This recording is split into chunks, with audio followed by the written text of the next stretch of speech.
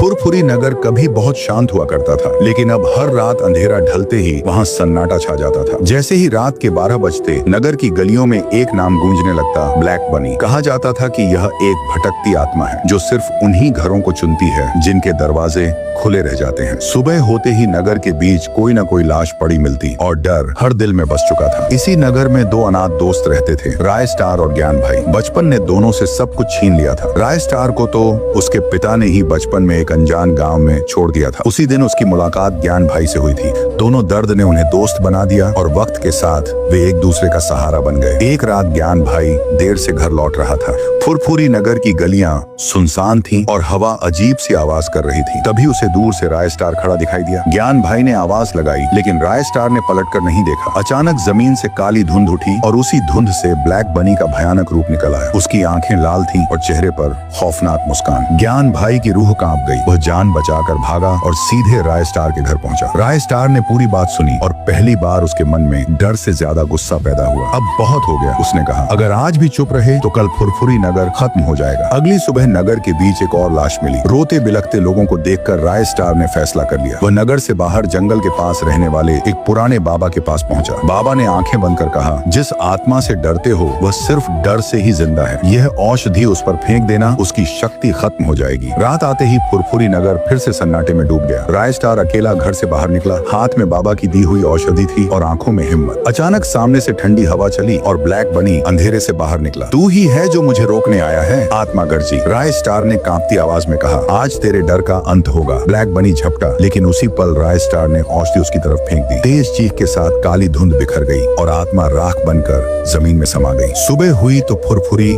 नगर की हवा बदल चुकी थी। दरवाजे खुले थे, चेहरे पर मुस्कान थी। राय स्टार और ज्ञान भाई ने पहली बार चैन की सांस ली। लेकिन नगर के लोग आज भी कहते हैं, अगर कभी रात में काली धुंध दिखे तो समझ लेना ब्लैक बनी की परछाई अभी भी कहीं न कहीं मौजूद है।